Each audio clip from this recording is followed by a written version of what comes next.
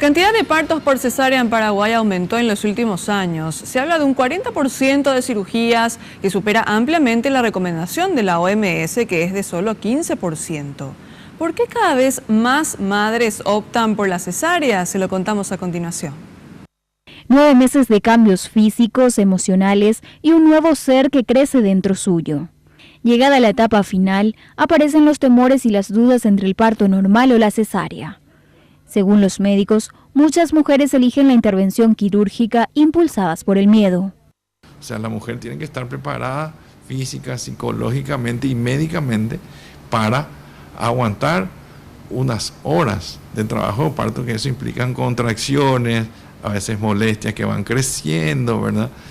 Todos tenemos miedo a algo nuevo, ¿verdad? Y eso es un proceso totalmente nuevo que la gente tiene que saber que si están dadas las condiciones, no tiene por qué sentir ningún temor, ¿verdad?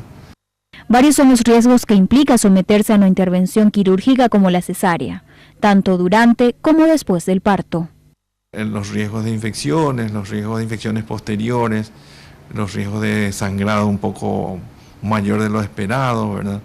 Y el tomar a veces conductas que nos obligan a tratar de actuar en pro de cuidar la vida de la madre más que nada. Los médicos también reconocen que la cesárea supone una ventaja en cuanto al uso del tiempo. Si un parto normal les toma entre 10 a 14 horas, la cesárea les lleva un máximo de 1 hora. El marco legal es otro de los factores que inciden en la decisión de los ginecólogos. Primero tiene que haber voluntad y tiene que haber conciencia de que eso es lo que quiere. Segundo, el médico también tiene que en algún momento dado poner lo que aprendí y decir, justifica o no justifica. Pero vos sabés que la decisión últimamente con el marco de derechos que hay, ¿verdad? A veces el marco legal también pone un poco de presión en el sentido de que si eventualmente, y no porque uno lo quiera, ocurre alguna cosa que puede suceder en el transcurso de un trabajo de parto, ¿verdad? Después viene la famosa ¿y por qué luego no se operó?, ¿verdad? Entonces son un poco los justificativos que ahora se están usando.